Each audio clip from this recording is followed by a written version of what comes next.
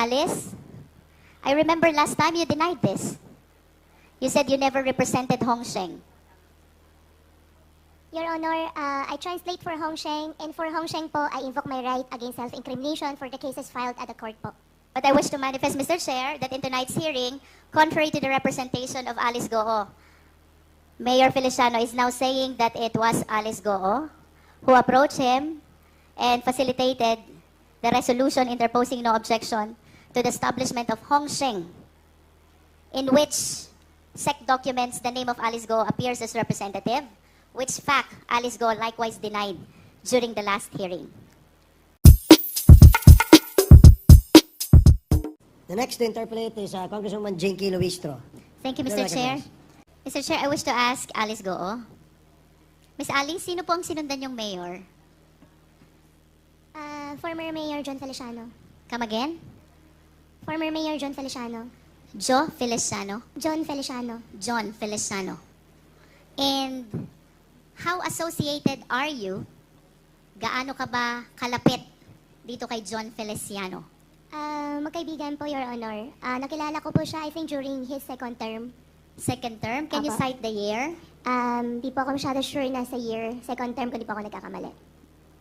Siya ba ay nakatapos ng 3 termino? Yes po, Your Honor. In other words, if you're referring to the second term, you met John Feliciano sometime in 2016 to 2019. In between po, Your Honor. In between 2016 to 2019. Ang sabi mo kanina, kaibigan mo si John Feliciano. Can you please enlighten us? Gaano kayo kalapit na magkaibigan? Your Honor, magkaibigan, nagkakilala kami nung second term po niya na kumuha po ako sa kanya ng business permit para sa piggery. And then, last term po niya, I think pandemic time na rin po. Did you help in the campaign of John Feliciano in 2016? Hindi po. Did you help John Feliciano in 2019? Hindi din po, Your Honor. In other words, since you met John Feliciano, wala kang naitulong sa kanya pagdating sa kanyang kampanya. Is that correct? Financially, wala po. What do you mean by financially? If not financially, then what else or how else will you help him politically? Of course, Your Honor, yung mga ibang botante po namin sa farm, kinakampanya po namin, yung mga ganun lang po. And how many voters do you have in your farm? I have, during that time, ngayon po kasi wala na, totally wala na. During by that time po, siguro po more than 50 or more than 70 po. Alam mo, Alice, mahirap tumakbong mayor. As a matter of fact, it is very difficult to win kung wala kang leaders, supporters, na tutulong sa'yo. Since you've known John Feliciano since 2016, kung hindi ikaw ang tumulong sa kanyang politika, then who did? Sino ang tumulong kay John Feliciano? Your Honor, I think the former mayor is here po. Better siya po yung sumagot kasi hindi rin po ako yung tumulong po sa kanya. May we ask John Feliciano, the former mayor? Yan, dito kanina. Mayor Feliciano? Can you please occupy one of the chairs?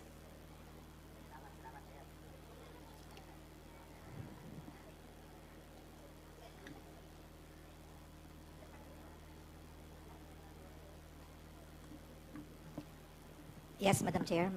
Mr. Feliciano, since based on the manifestation of Alice Goo, wala naman siyang naitulong siya sa'yo, 2016 and 2019 na eleksyon. Sino ang mga taga-Banban na malaki ang naitulong sa'yo during those times of election? Madam Chair, our town is small, 40,000 votes. During my term, I introduced a lot of improvements in my town. Mr. Chair, can we direct the resource speaker to please be responsive to the question?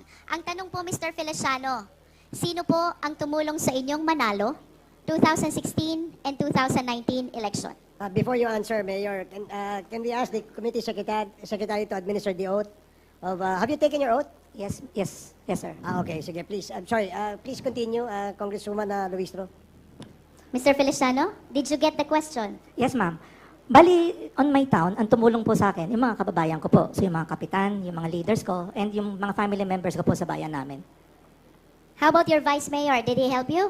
Kasama din po sila. Si Vice Mayor William Cura po ang kasama ko. Malaki bag na itulong sa ni Vice Mayor? Physically po.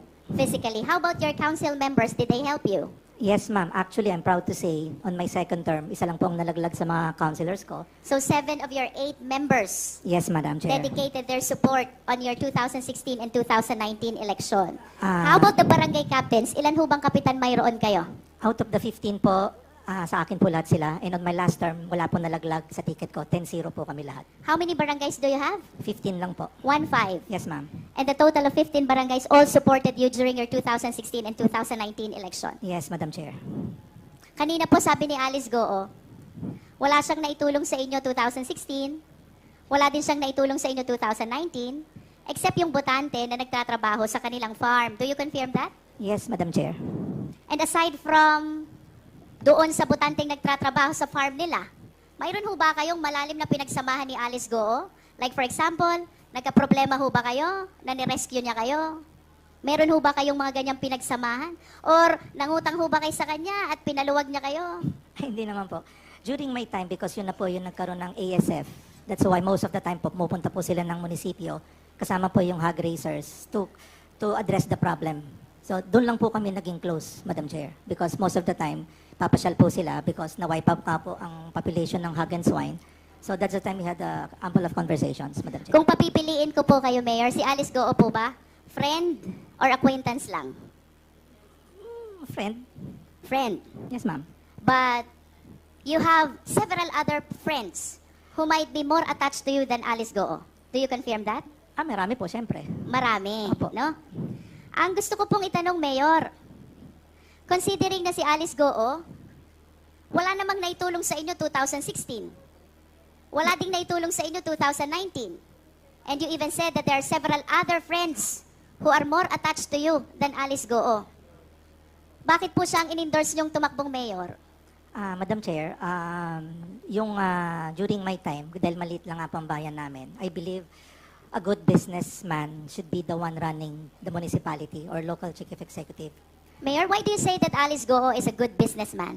Because from the time I knew her, 2016, siya na po ang, sabihin na natin, responsible po doon sa mga piggery nila sa bayan ng Bamban. And it so happened, nakita ko naman na napalaki nila, and during the pandemic, nakita ko she was able to control yung pagkamatay po ng mga baboy nila. So a good businesswoman, so sabi ko, why not try and ask her to if you wanted to run. You manifest that you are the one who offered that opportunity to her? Yes, Madam Chair, because... Kayo po ang nag-alok, hindi niya hiniling. Hindi po, kasi po during that time, I had a falling out with my fellow, yung kaibigan ko nga, because I ran for Congress.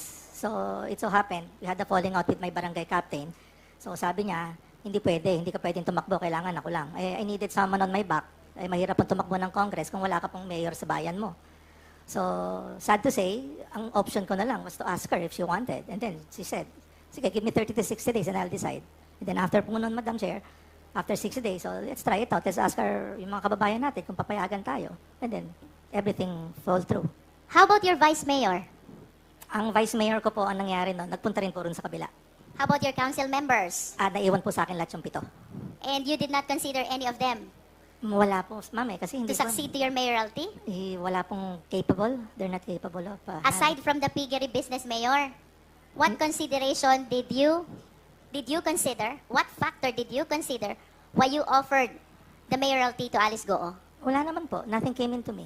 Ganun lang po, kasimple naman yun eh. You just Nothing. offered the position to Alice Goo. Yes, ma'am. Kasi during that time, it was already closed. Wala na akong magawa, ma'am, because... How close, Mayor? No, the time frame during the time that my friend told me not to run, and we were already having a squabble kung sinong gagamitin ko as my candidate. Ma'am, masyado na maigsi yung oras. So wala nang panahon, ma'am. I understand, Mayor, during your time, may Hongsheng na. Yes, ma'am. Meron na, So, ma'am. do you confirm na kayo po ang unang nag-issue ng business permit sa Hongsheng? Yes, ma'am. I was the one. And how do you describe the operation of Hongsheng? Actually, ma'am, nung sa Hongsheng, hindi naman ako, ma'am, nakapasok doon because it was a regulated Philippine offshore gaming operator. And so, I believe Banban wasn't the one having the Philippine offshore gaming operations. Ma'am, during that time, nag-review din ako, nag-study rin ako. Almost 400 po nag-ooperate as far as Cavite, meron pong Cagayan Valley. Let's So, concentrate to Hongsheng, Mayor. ayun nga, ma'am. So, And do you confirm that the land being occupied by Hongsheng belongs to Alice Goo? yes, ma'am. You confirm that? Yes, ma'am, because she was the one who requested the letter of intent to me para po ma-endorse ko po sa Sangguniang Bayan to get the letter of no objection. The Baofu. Yeah, no, yung Hong Sheng po, ma'am, Hong Sheng. You Yeah. are stating now, Mayor, that you were the one who endorsed the letter of Alice Goo to Hong Sheng to No. be able to secure a letter or resolution of no objection. Yeah, That's what because- you said. Yes, ma'am, because she endorsed a letter of intent to me. So ako naman, on my part, as a local chief executive, bibigay po ko na sulat sa Sangguniang Bayan to act on that request. Alice, I remember last time you denied this. You said you never represented Hong Sheng. Your Honor, I translate for Hong Sheng, and for Hong Sheng po, I invoke my right against self-incrimination for the cases filed at the court po. But I wish to manifest, Mr. Chair, that in tonight's hearing, contrary to the representation of Alice Goo, Mayor Feliciano is now saying that it was Alice Goo who approached him and facilitated the resolution interposing no objection to the establishment of Hong Sheng, in which SEC documents the name of Alice Goo appears as representative, which fact Alice Goo likewise denied during the last hearing. Mayor Feliciano, Yes, Madam Chair.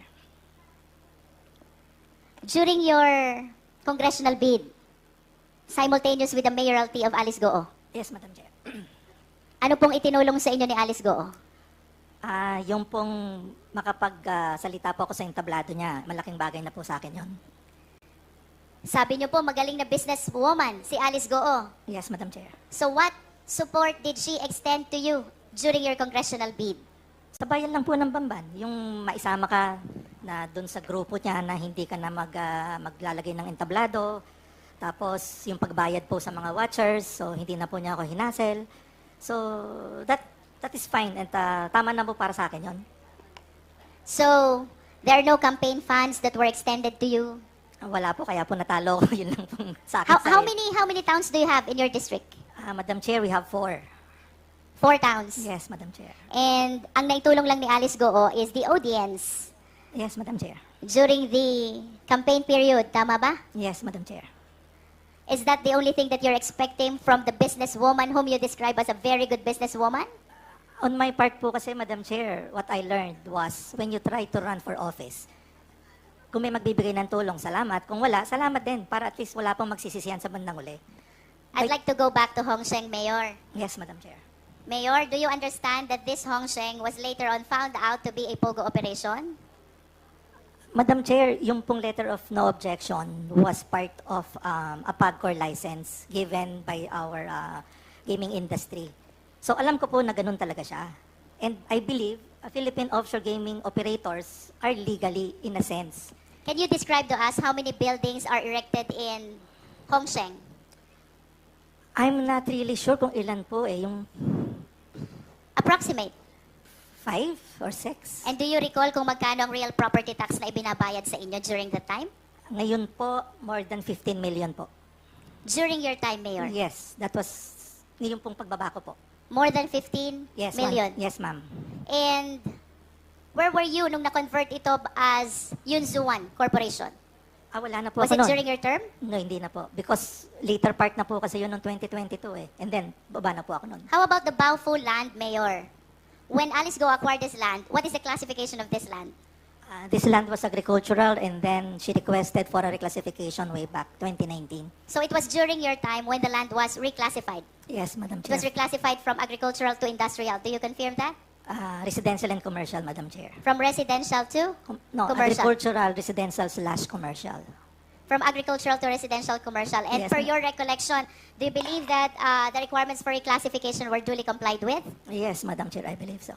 Yes. And with respect to Hong Sheng, Mayor, the entire process of this resolution or letter interposing no objection, it was Alice Goo who was representing Hong Sheng. Do you confirm that?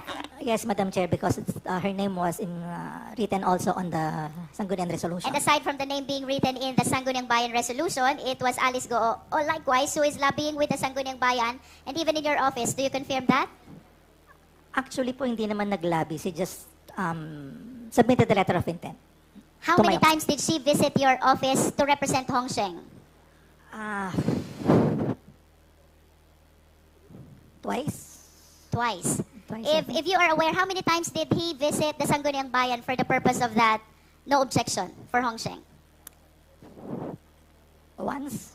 I wish to manifest, Mr. Chair, that contrary to the statement of Alice Goo, that she never represented Hong Sheng during its application for permit and even in the issuance of letter or resolution of no objection, John Feliciano is now testifying that it was Alice Goo who represented and facilitated the no objection resolution for Hong Sheng, the POGO operation. I submit, Mr. Chair.